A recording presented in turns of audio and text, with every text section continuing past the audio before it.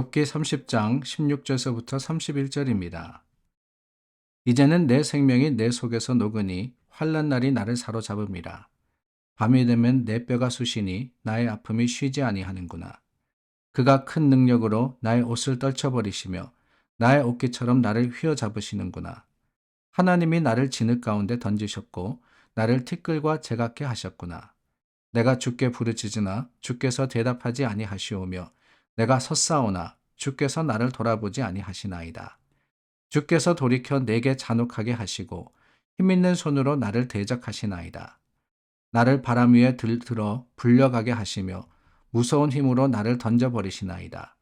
내가 아나이다. 주께서 나를 죽게 하사 모든 생물을 위하여 정한 집으로 돌려보내시리이다.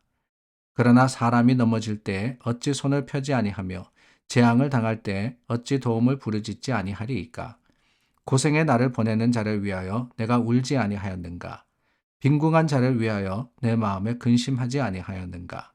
내가 복을 바랐더니 화가 왔고 광명을 기다렸더니 흑암이 왔구나. 내 마음이 들끓어 고요함이 없구나.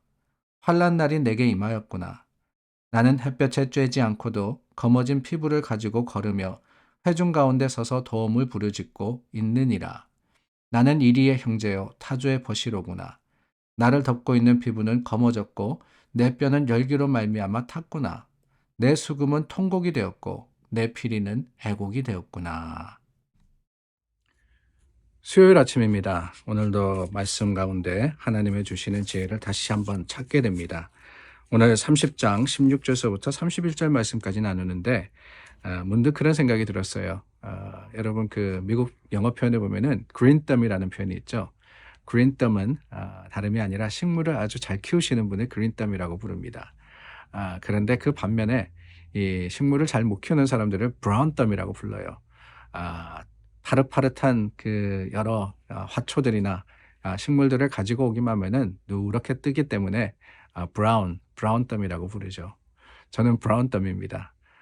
여러분들이 이 참 키워보라고 한번 식물을 주시는데 그거 잘 못하겠더라고요. 하도 고민을 하니까 한 번은 저희 아버님이 저한테 이 식물을 하나 주시는데 뭐냐 선인장이었습니다. 선인장. 이 선인장 한번 키워보라.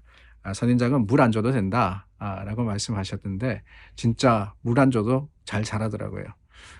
잘 죽지도 않고 참 물이나 오히려 물을 많이 주면 안 된다라는 이야기를 들었는데 여러분 어떻습니까?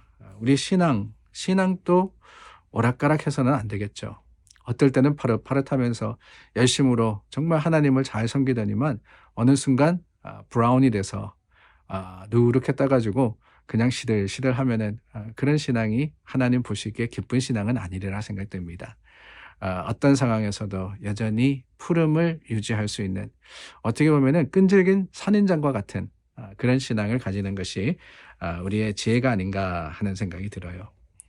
욥에 대해서 계속해서 나누고 있는데 욥의 재난이 한꺼번에 찾아오지 않았습니까?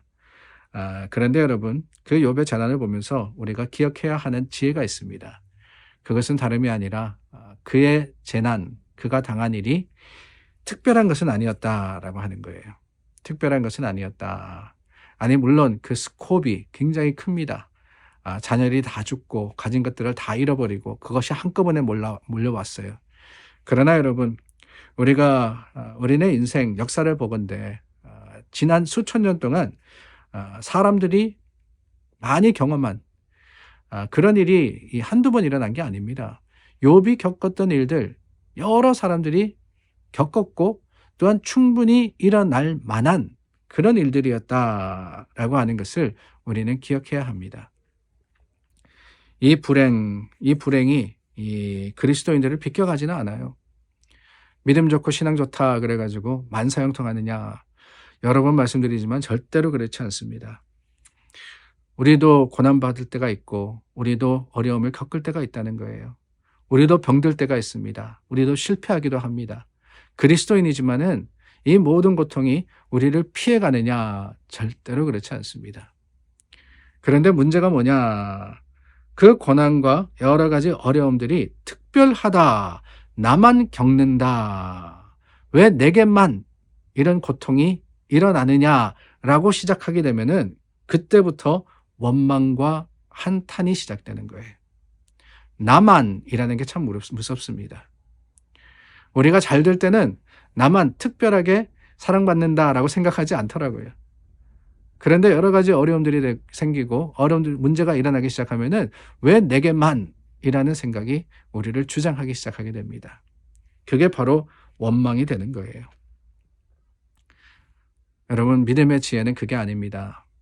하나님이 성경의 말씀을 통해서 우리에게 주시는 지혜는 어떤 고난과 고통을 겪더라도 우리 하나님의 사람은 그 가운데 하나님을 붙들고 주님의 뜻을 헤아려 아는 것, 그럼으로써 하나님의 약속을 깨닫는 것, 바로 그게 하나님의 주시는 은혜다라고 하는 사실이에요.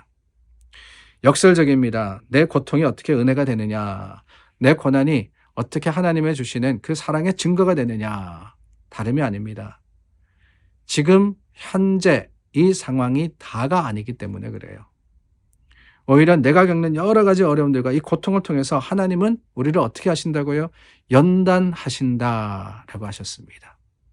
연단이라고 하는 것은 훈련시킨다는 거죠. 다듬으신다는 겁니다. 우리가 우리 스스로 다듬어지지 못하고 우리 스스로 하나님 앞에 바르게 되지 못하니까 하나님은 어떻게 하느냐? 특별한 방법을 통해서 우리를 연단시키시고 우리로 하여금 하나님의 말씀과 그 뜻에 더 맞도록 만들어 가시는 것이지요. 그래서 그 연단을 다 마치고 나면은 뭐라 그랬어요? 우리를 하나님께서 순수하게 정말 정금과도 같이 만드시겠다라고 하셨던 겁니다. 그 고백이 제 고백이냐? 아니에요. 욥의 고백입니다. 욥기 23장 10절 말씀을 보니까 내가 가는 길을 그가 아시나니 그가 나를 단련하신 후에는 내가 순금같이 되어 나오리라 라고 했어요. 욥이 그랬습니다. 욥이. 오늘 말씀에도 여러 가지 불평과 또 여러 가지 어려움을 욥이 고백하고 있지만은 그 속에서 분명하게 흔들리지 않는 한 가지의 사실, 한 가지의 고백이 있는데 그게 뭐냐? 다름이 아니에요. 내가 가는 길을 하나님이 아신다는 거예요. 내가 가는 길을 그가 아시나니 그가 나를 단련하신 후에는 이 고난과 고통의 과정이 어렵습니다. 힘듭니다. 지치고 쓰러지기 쉽습니다. 그러나 분명히 기억하는 거예요. 단련하신 후에는 이 과정이 지나면은 내가 순금같이, 이전의 성경은 정금이라고 번역을 했습니다. 순금같이. 이 순금이라는 것은 24 karat gold예요. 전혀 불순물이 들어가지 않은, 불순물을 다 태워버렸거든요. 하나님께서 우리 마음속에 있는, 우리 삶에 있는 여러 가지 이 불순한 것들을 다 제거하시고 오직 하나님만 바라도록 이 고난과 고통을 통해서 우리를 연단하시기 때문에 우리는 순금이 되어서 하나님 앞에 설 수 있는 겁니다. 그러므로 여러분, 우리는 기억해야죠. 전천후 신앙, 아니 물이 많고 햇빛 좋을 때만 쑥쑥 자라는 게 아니라 오히려 어렵고 힘들 때라도 버티고 이기고 하나님 말씀 붙들고 믿음으로 승리하는 하나님의 사람들이 될 때 주님께서는 우리 신앙과 믿음 가운데 더 크고 놀라운 일을 반드시 이룰 것을 확신합니다. 기도하겠습니다. 참 좋으신 하나님 감사합니다. 욥의 고난과 또 그 고통 그리고 그의 고백을 통해서 깨닫습니다.